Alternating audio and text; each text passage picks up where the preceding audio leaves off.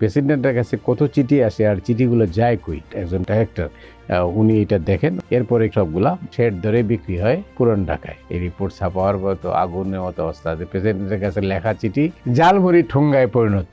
আমি একদিন সোহরাওয়ার্দী উদ্যানে, তখনও আমি বিয়ে করিনি, এটা 79-এর দিকে আর কি। তো বিকেলবেলা আমার এক বন্ধু আসছিল কোথার থেকে, সিলেট থেকে। তো আমি বসে ওই সোহরাওয়ার্দী উদ্যানে বাদাম খাচ্ছিলাম। তো ঠোঙ্গা যেটা, ওইটা দেখে আমার একটা কী হলো, যে উপরে লেখা আছে যে মাননীয় প্রেসিডেন্ট, তারপরে ওই যে কী আর মুক্তাগাছার থেকে এক ভদ্রমহিলা লিখেছেন। তো আমি, আমার চিন্তা হইলো ওইটা করলাম কি, খাওয়ার পরে এটা পকেটে রেখে দিলাম। সে বন্ধুটা জিজ্ঞেস করলো যে এইটা রেখে দিতেছো কেন, কী কারণ? এগুলো আমার কাজ আছে। আমি পরদিনই খুঁজতে থাকলাম যে প্রেসিডেন্টের কাছে কত চিঠি আসে আর চিঠিগুলো যায় কই, এগুলো কি দেখা হয় কিনা। হাজার হাজার চিঠি আসে, তখন তো আর এই যুগ ইরম ছিল না।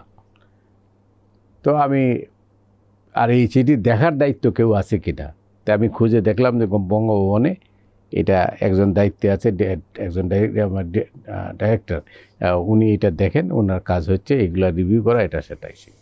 এরপরে কি করেন, সবগুলা মানে শেড ধরে বিক্রি হয় এই পুরান ঢাকায়। তো এই রিপোর্টটা আমি করার পরে এটাও প্রায় 4 কলাম হয়ে গেল রিপোর্টটা। এই রিপোর্ট ছাপার মতো আগুনের মতো অবস্থা, যে প্রেসিডেন্টের কাছে লেখা চিঠি জালমুড়ি ঠোঙ্গায় পরিণত। তো সেটা ছাপা হওয়ার পরে আবার দাউদ খান মজলিস আমাকে রেখে পাঠালেন, আবার বললেন যে তোমার তো ইতিমধ্যেই অ্যাক্রিডিটেশন বাতিল হয়ে গেছে। ও আগে ছিল শাস্তিটা হলো অ্যাক্রিডিটেশন বাতিল। তা বললাম ঠিক আছে, কী কারণ, আমার অপরাধটা কি, এই চিঠি এইটা সেটা। বলে চিঠি তো ছাপাও হয়েছে, সবই আছে, আপনি সংবাদের পাতায় এখনও পাবেন। তো তখন তিনি বললেন, প্রেসিডেন্ট সাহেব জানতে চাইছে এবং ইতিমধ্যেই 3 জনেরকে সাসপেন্ড করা হয়েছে তোমার রিপোর্টে। উনি আবার প্রশংসা করলেন, বলে ভালো রিপোর্ট, কিন্তু উনি বললেন যে সব কথা কি আর লেখা যায়। মানেটা কি? মানেটা হলো যে এইটা লেখার কারণে ওনার নিজের উপর একটা চাপ আসছে, যে আপনারা করেনটা কি, বা এই ডিপার্টমেন্টগুলো আমরা রাখলাম কেন।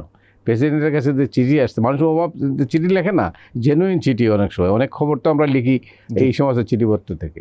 আর পত্রিকায় যখন ওই কীতে চিঠিপত্র কলামে অনেক জিনিস থাকে যেটা আমরা জানিও না, হয়তো ওখান থেকে আমরা অনেক রিপোর্ট তৈরি করি, আমি করেছি অন্তত। তো যাই হোক, তারপরে উনি আমাকে বললেন যে না, ইয়াং ম্যান, একটু ভবিষ্যতে একটু চিন্তা ভাবনা করো, তোমার উপরে আর দেখি বারবার তোমাকেই ডাকতে হইতেছে। বললাম ডাকতে হইতে আর কেউ লেখে না, এরকম ঘটনাটা হলো এইরকমই আর কি। যাই হোক, তো সেটা করতে যাইয়া আমাকে বহুবার মূল্য দিতে হয়েছে।